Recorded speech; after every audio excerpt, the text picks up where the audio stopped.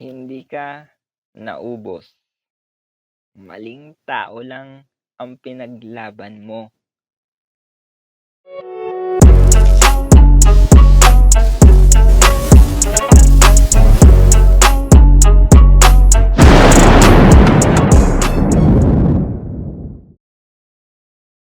Patagal mo nang alam yan. Hindi biglaan ang sakit. Hindi rin aksidente ang pagkapagod. Unti-unti yang nangyari. Sa bawat pagkakataong ikaw ang unang nag-aayos. Sa bawat pagkakataong ikaw ang laging umiintindi. Sa bawat beses na ikaw ang may tanong pero wala kang makuhang sagot. Noong una, tiniis mo. Sabi mo sa sarili mo, normal lang to. Ganito talaga kapag mahal mo. Pero habang tumatagal, napapansin mo na ikaw na lang ang nagbibigay. Ikaw na lang ang nag-a-adjust. Ikaw na lang ang nag-e-effort. At doon ka unti-unting napagod. Hindi ka napagod dahil mahina ka. Napagod ka dahil mag-isa ka na lang lumalaban. May mga araw na tahimik ka na lang. Hindi dahil wala kang sasabihin, kundi dahil pagod ka nang magpaliwanag sa taong ayaw namang umintindi. May mga gabi na tinatanong mo ang sarili mo, ako ba may problema? Kulang ba ako? Hindi pa ba sapat to? At yan ang pinaka-brutal na parte.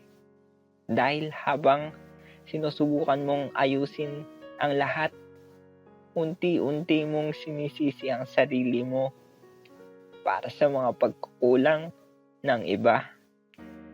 Hindi mo namalayan, binapasan mo ng responsibilidad ng isang relasyon, ng isang sitwasyon, ng isang taong hindi ka kayang panindigan.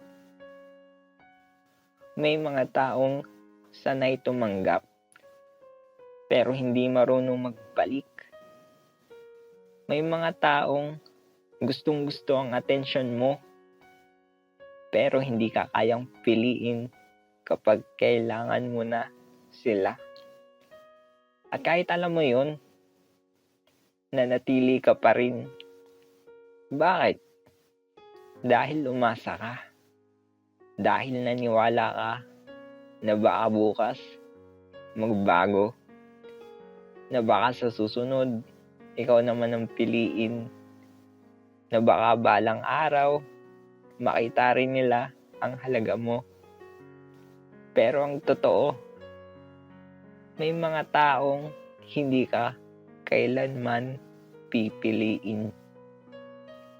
Kahit ibigay mo ang buong mundo, hindi dahil kulang ka, kundi dahil hindi silang handang magmahal ng tulad ng kaya mong ibigay. At ito ang masakit na katotohanan na matagal mong iniiwasan. Hindi lahat ng pinaglaban dapat ipinapanalo. May mga laban na panalo ka lang kapag marunong kang umalis. Hindi ka sumuko nang bumitaw ka. Hindi ka naging mahina. Hindi ka natalo. Pinili mo lang ang sarili mo sa wakas. At oo, masakit. Masakit tanggapin na may mga taong kahit gaano mo kamahal, kahit gaano mo kaingatan, hindi ka kayang mahalin pabalik sa parehong paraan. Pero mas masakit ang manatili sa lugar kung saan unti-unti kang nauubos. Hindi ka ginawa para magmakaawa sa atensyon Hindi ka ginawa para maghabol ng halaga. Hindi ka ginawa para magtiis sa kakulangan ng respeto. At kapag dumating ang araw na bawiin mo ang sarili mo, kapag pinili mong umalis kahit mahal mo pa, doon mo marirealize ang isang bagay. Hindi pala ikaw ang problema. Hindi ka pala kulang. Hindi ka pala mahirap mahalin.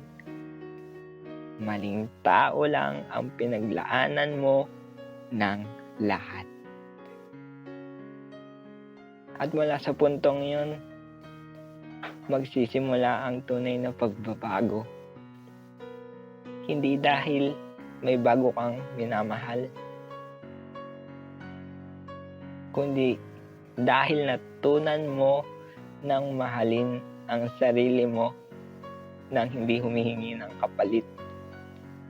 Tahimik, matatag, at mas malinaw kaysa dati.